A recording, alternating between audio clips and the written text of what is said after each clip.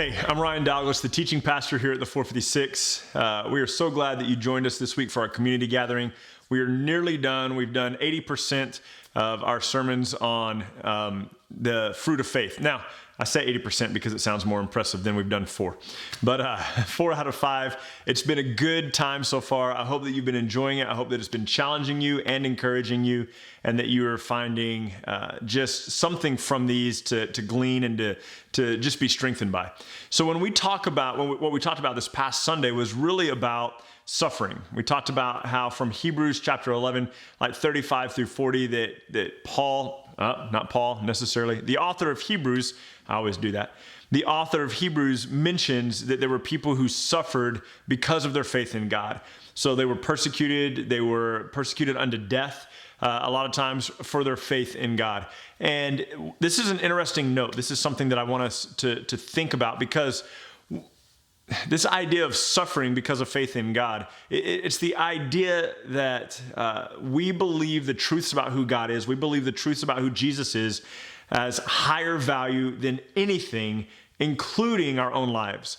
That we would trust and believe that what God is doing matters more, that the eternity of heaven, the awesome grace of God, which lavishes upon us forgiveness and imparts to us righteousness, that these things carry more value, right? Like Paul said in Philippians, this time Paul for sure, that he considers everything rubbish, he considers everything garbage for the surpassing greatness of knowing Christ and suffering with him and being made like him in his death, so that he could be joined with him in his resurrection, and so that he could attain to the resurrected life. And so, or like Paul says in Romans chapter 8, where he says that we are heirs of God and co-heirs with Christ, provided that we suffer with him, that we will also be glorified together with him. That we consider, Paul said, and this is a verse we've looked at several times recently, it's a verse we'll probably continue to look at, but he says there in Romans 8:18, "For I consider that the sufferings of this present age are nothing compared to the glory that will be brought to us at the day that Christ is revealed." Or even the other text that we looked at in 1 Peter, from the end of the book, chapter 5, I believe, where Peter talks about suffering, but we know that in due time that we will reap our reward, that we'll see God face to face. And so what enables believers to suffer well, and look, like you might make it the rest of your life and never be persecuted, never be mocked, never be arrested for the cause of Christ. But there are brothers and sisters around the world who that is exactly what's happening to. And what enables them to suffer well is that their confidence and their hope and their faith is grounded completely in who God is. And so our theology this past week was faith rightly settled in God empowers boldness in suffering. And I believe that with all my heart. And I phrased it that way on purpose, faith rightly settled in God, because there are a lot of things that people believe, just in general, not even theological things. There's a lot of things that people believe that can't support them, can't strengthen them, can't equip them. And so faith rightly settled in God, truly settled in God, resting in his character, his nature, his ways, those things empower boldness in us, and empower boldness in us for day-to-day life, but also in suffering. And I don't know, look, like, I mean, if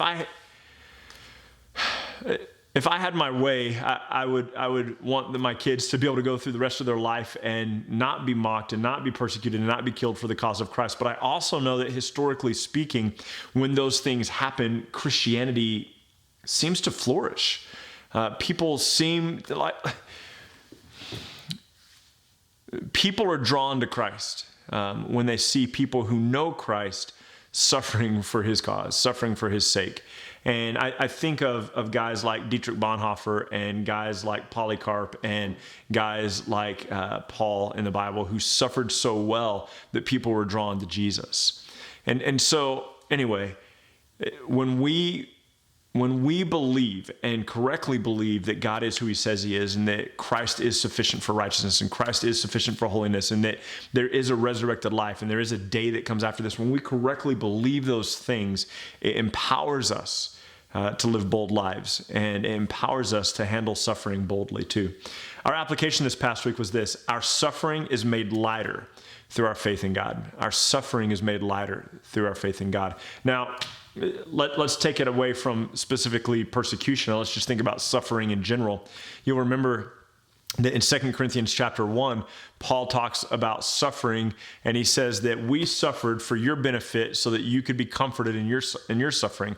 We suffered and we were comforted by God so that in your suffering we could supply the comfort of God. And so when we will all suffer, whether it's persecution or not, there will be some form of suffering in our lives.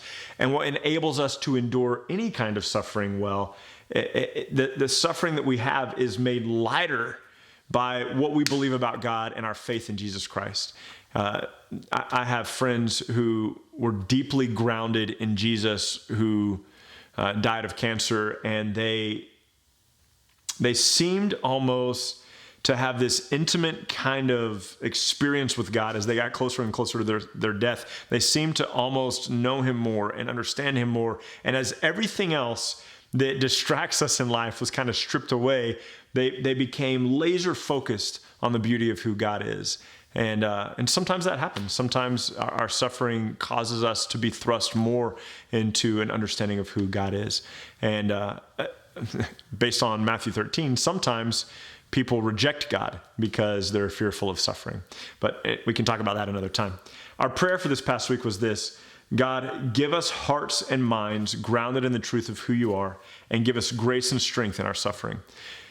My prayer for all of us is that we would so deeply know and understand who God is, that we would be grounded in the truth, that our foundation would be resting on Christ, that our foundation would be resting on God, and that nothing could shake us, that nothing could undo us, that we would be like that house in Matthew chapter 7, that when the winds and the rains and the storms come, our house cannot fall because the foundation is Christ. That's my prayer for us all. 3 questions that I want you to consider. Question 1, what sort of physical or emotional suffering have you walked through? You might not be comfortable answering that question in a group setting, and I get that. If there's something you're comfortable sharing in the group setting, please do. But at least think through those things. What sorts of emotional or physical things have you suffered? Question 2, what sorts of things could have made that suffering more bearable? Now, obviously, we all want to say, well, if it had never happened, but it did. So what made it easier, or what could have made it easier for you to be able to endure that? And then for me, you'll remember me telling the story a month or so ago about me passing a kidney stone and Pierce coming to my rescue, and a $4,000 medical bill. And I was in miserable pain, like the worst pain I've ever been in, for like an hour. And if somebody had told me it's only going to last an hour, I wouldn't have gone to the hospital. I would have just stayed home. But the pain was so excruciating, I had no idea what was going on. And so I went to the hospital. And so for me, in that moment, the thing that would have enabled me to endure the suffering well is somebody saying, look, you're down to 45 minutes. Look, you're down to 30 minutes. Look, you're down to 15 minutes. If I knew that, then that would have changed it for me. Question 3, how might your faith in God give you greater grace in suffering? How might your faith in God give you greater grace in suffering? Think on that. Pray through it, talk about it amongst yourselves, and we will look forward to seeing you this coming Sunday, the last Sunday of May, as we kind of wrap up this sermon series on the fruit of faith. Have a great week. We'll talk to you later. Bye-bye.